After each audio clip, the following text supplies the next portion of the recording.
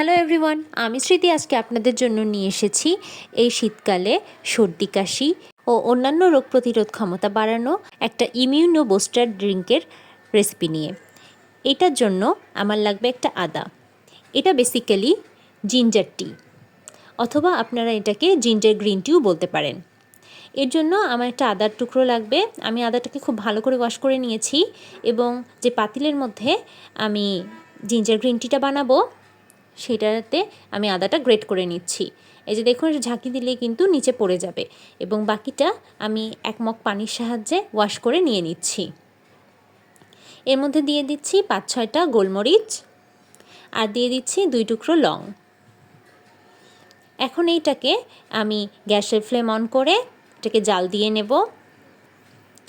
এই যে দেখুন, এখন এটা কিন্তু অনেকটাই ফুটতে শুরু করেছে। ঠিক এই রকম প্রসেসে যখন ফুটতে শুরু করবে তখন গ্যাসের ফ্লেমটাকে আমরা মিডিয়াম করে দেব।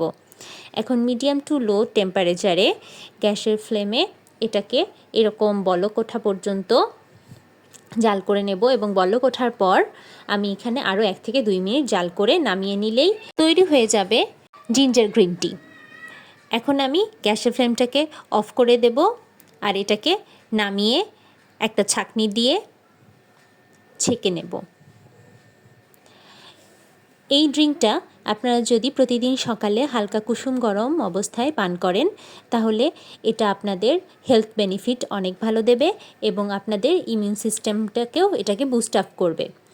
ছোটোখাটো সর্দি কাশি থেকে আপনাদেরকে দূরে রাখবে এবং আপনাদের বডি থেকে ফ্রি রেডিকেল রিমুভ করতেও কিন্তু এই ড্রিঙ্কটা যথেষ্ট কার্যকর। এখানে আমি কিছুটা তুলে রাখছি পরে খাওয়ার জন্য। এখন এর মধ্যে আমি 2 টেবিল চামচ পরিমাণের হানি অ্যাড করে দিচ্ছি। হানিটা অনেকটা প্রোবায়োটিক হয়ে থাকে, এটা আমাদের গাট হেলথের জন্য অনেক হেল্পফুল। এখন এটাকে একসাথে ভালো করে মিশিয়ে নেওয়ার পর আমি শুধুমাত্র 1 ফালি লেবু এর মধ্যে চিপে নিচ্ছি। এটা আপনাদের টেস্ট অ্যাকর্ডিং আপনারা অ্যাড করবেন। আমি এখানে মোটামুটি 1 চা চামচের মতো লেবুর রস অ্যাড করেছি। এই যে দেখুন, তৈরি হয়ে গেছে immune boosting ginger green tea.